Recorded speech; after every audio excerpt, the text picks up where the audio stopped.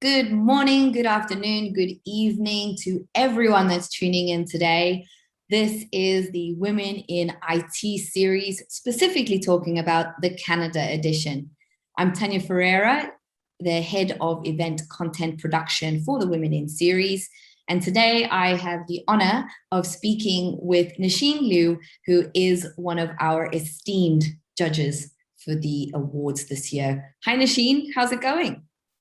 Hi, Tania. I'm doing well. Thank you so much for inviting me to speak with you today.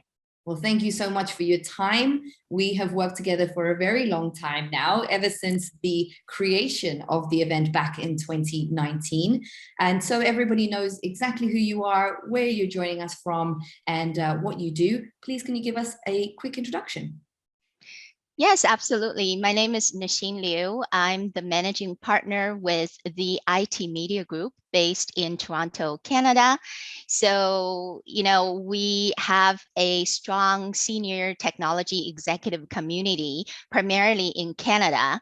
And I'm responsible for creating strategies and implementing programs to connect our communities and improve everybody's ability to be successful in their career. Such important work, Nasheen. And ever since we met, it was something that really just blew us away by how these senior leaders were coming together to really take these issues, these challenges, and the opportunities seriously, and bring it to the table and allow everyone at the table to have a voice. And then, of course, you don't keep it to yourselves. You have been promoting that information and sharing that information with the wider industry because it is something that we need to achieve and solve together. So really, really interesting work from my perspective, obviously, and hence why we wanted to get you on board as partners from early days.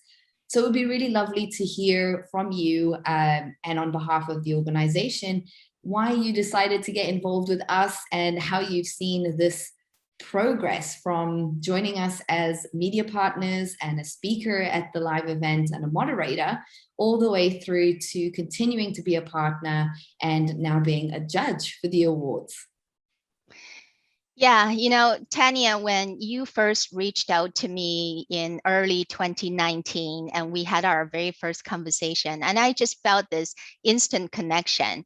And I felt that we're so aligned in our passion, our purpose, our values, and our approaches towards things that I just had this feeling that, this partnership is really for the long haul. And, since 2019, as you mentioned, I've been working with you and collaborating in a number of capacities, such as a speaker, a moderator, a media partner, and now I am honored to be asked to be a judge for the awards in Canada. I am so passionate about this initiative for a couple of reasons. First of all, for me, as an immigrant myself, I came to Germany for university at the age of 19 and then came to Canada for graduate school. And I am immensely grateful for the opportunities Canada has given me. Reflecting on my career, though, there were many a time where I felt I was held to a different standard, a much higher standard, just simply because of the way I looked. So, I have a daughter who recently entered the workforce, and I want to work even harder for her so that she will have better days ahead and so that our future generations will no longer have ceilings to shatter. And this very conversation we're having today will become obsolete. Wouldn't that be nice?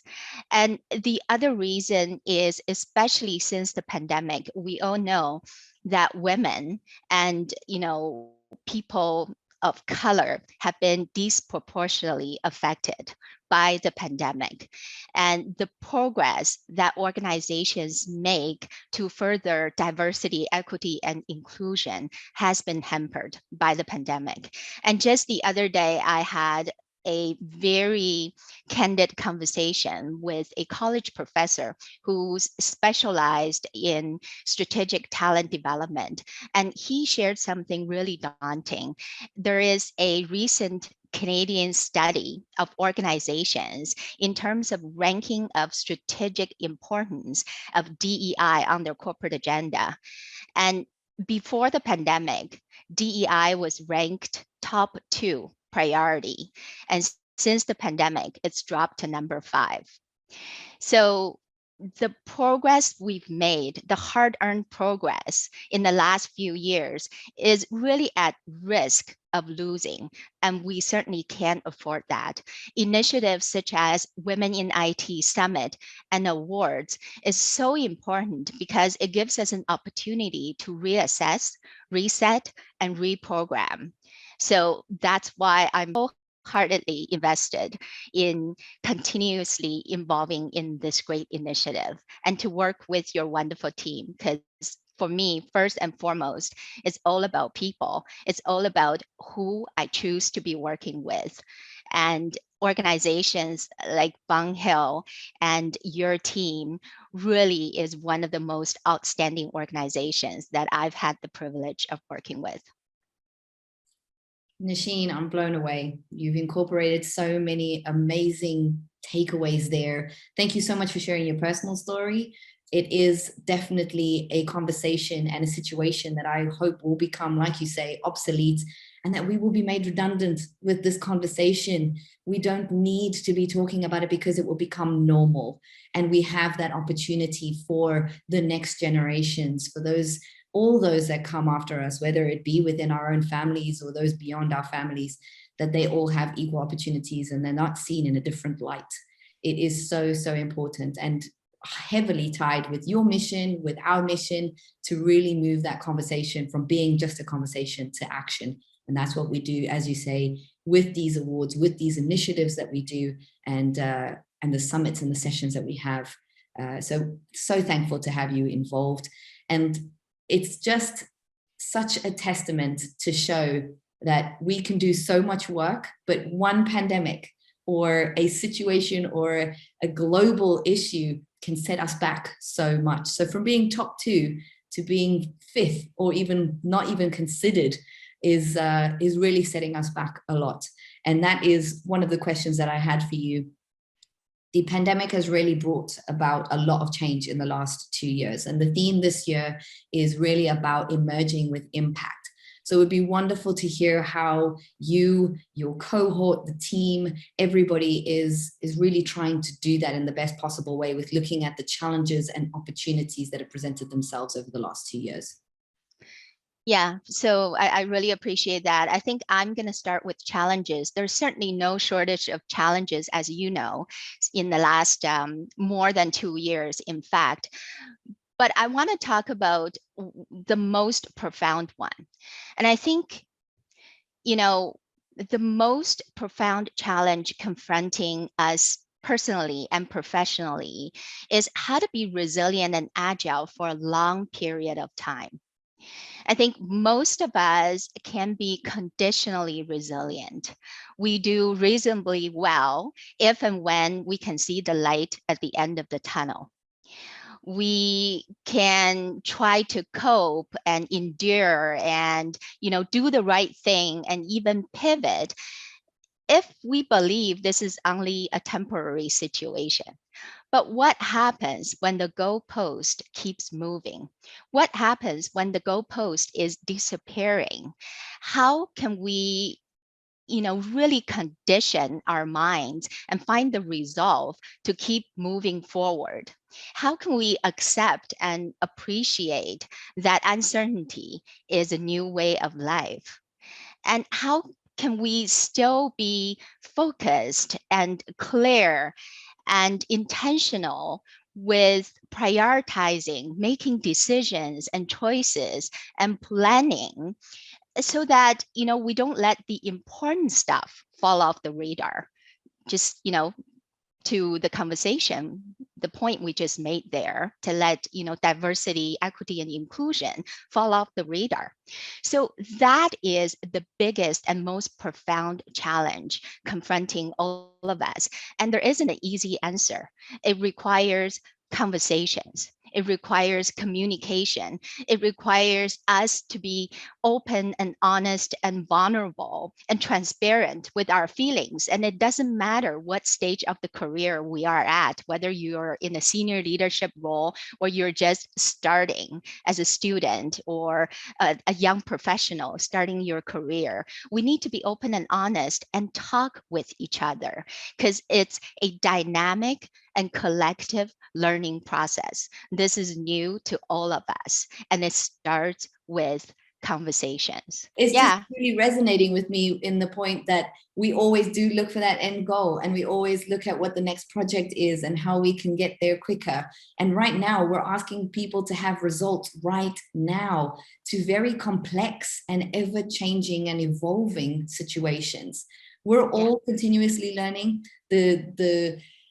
The stream of diversity, equity, and inclusion is going to be evolving forever, and we need to be open to learning and not seeing that there is that final end goal. Well, hopefully, like we said, the end goal is that this conversation becomes redundant, so we don't need to have it. But before then, it's how do you keep pushing and how do you keep going on those projects? And one thing that it just reminded me is we sometimes we forget to celebrate the wins, the small wins, the medium size, even the big ones, because we're constantly looking at what's next. And some of the things that we try and do, even with the conversations and the initiatives that we're doing, is taking the time for you to stop, think about what you've actually done in a specific period of time. Think about what you've achieved.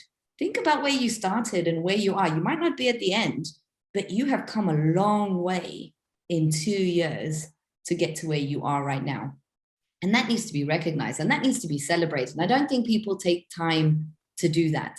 And that's why obviously we've got you involved, Nasheen, and that's why we want to encourage people to take this moment to stop, to really look at what they have done and to tell us about it. Aren't you excited to hear about it? Oh, yeah, absolutely. I mean, just be proud. First of all, you deserve to pat your back, to pat your backs, and everybody does, because it's been a long and tough couple of years, but we've come so far. We've achieved so much, as individuals and as a community. And there's absolutely reasons to celebrate that. I think, one observations that I had just in talking with people in our community, especially, women and women leaders, is I'm still sensing a degree of modesty, and people are almost uncomfortable to nominate themselves. And in fact, they told me that straight out, what do you mean nominating myself? I would be so uncomfortable doing that. And the question is, why not? And funnily, I've never had a conversation with a male leader who gave me the same answer, that they're not comfortable nominating themselves, even though there's limited categories for them to be nominating themselves for. But I think part of it is really an issue that we have to consciously recognize and work on, is unless we feel we're 100% or 200% qualified for something, we're not putting our hands up. And, we have no problem celebrating others, but we can't celebrate ourselves, or we don't feel comfortable celebrating ourselves. And that itself is a mind shift. And we need to do better. We need to think differently. I can't believe that we're still having this kind of conversation as well, that it's still such an uphill battle for us to acknowledge our achievements, to acknowledge how far we've come, and even those around us. I think I had a conversation with someone even a couple of days ago, that there's always this fight, this battle to reach the top. And then once you get to the top, you're really holding on to that position because there's only one place or only one seat at the table. So it has to be yours and you have to forsake everyone else. But that's not the case. For us to really progress and to really move, we need to be able to be creating those opportunities for more seats at the table, for more voices at the table. So we've got to get there and help others get there and fight the good fight to make sure that we can open those doors for everybody without becoming the exhausted extraordinary that we keep hearing here and there with our conversations that we're having. We cannot afford to let people burn themselves out. We need to be celebrating each other. We need to be lifting each other. And you do it, Nasheen. I've seen it in your own organization, but outside of that as well. You're doing it from a mom perspective, being your cheerleader for your daughter and for so many others. I know that you do it for me and for our team always. So, you know, without that, there's also those hesitations that we really, like you say, need to work through and get across. And so thinking about the next 6 months, we've only got 6 months of this year. I can't believe it. It's 6 months through 2022, and it's shocking. But we're really excited for what's to come in October. We have the imminent deadlines that are coming along for the nominations, but we've got so much to offer after that with the content that's going to be coming up and the networking opportunities that are coming up. And this, I know, is not the only event that's out there, but it's a really important one to us. And I'm sure it is to you, Nasheen. So what are you looking forward to, not just coming to this event, but also everything else in the next 6 months? Well, good question. So everything else, I'm really looking forward to going on a real vacation. I don't know where and when, but I'm determined to make it happen. But to your point, I am very much looking forward to coming to the WIT event in October and to really looking forward to seeing the entries and judging for the awards. I think fundamentally, DEI is not just about optics. It's not a look good, feel good kind of initiative. It goes far deeper than that. It has economic impact. So it's not just a moral imperative, it's an economic imperative. Studies have shown that a diverse and inclusive team is a far better performing team. A diverse and inclusive culture attracts more talent and retain talent and develop talent. So it's a more conducive culture for talent development. And both of these reasons really impact an organization's top line and bottom line. So it's a strategic imperative that once again, we can't afford to let it regress. So that is why I am so looking forward to coming to the summit and participating in the awards, networking with people, having candid conversations to learn, unlearn, and relearn, and to celebrate our achievements in the past 2+ years. So that is something I truly am looking forward to. Oh, I couldn't have said it better myself. Nasheen, it's been an absolute pleasure to speak with you. It always is. I just want to say a big thank you for all that you have done for us across the years and what you will continue to do with us this year. It is very much appreciated from the team, and we couldn't be luckier to have you. And again, you've heard it here, folks. This is your opportunity. You cannot hold back. Don't hold yourself back. You've got to aim high, dream big. For those that are coming up in this industry, you have a place here, and there are so many role models out there, and we don't want them to be the hidden figures. So please, we implore you to please submit your nominations. Consider submitting for yourself, because you can speak up for yourself. And then, of course, take this opportunity to celebrate the other amazing people around you, whether it be allies, whether it be your direct team members or peers that are in this organization or outside the organization. They deserve to be celebrated as well. Get your nominations in. Deadlines are coming up. Stay tuned with what's happening on our social media. That's Women in IT. Look specifically for the Canada information. And if you have any questions, please don't hesitate to reach out.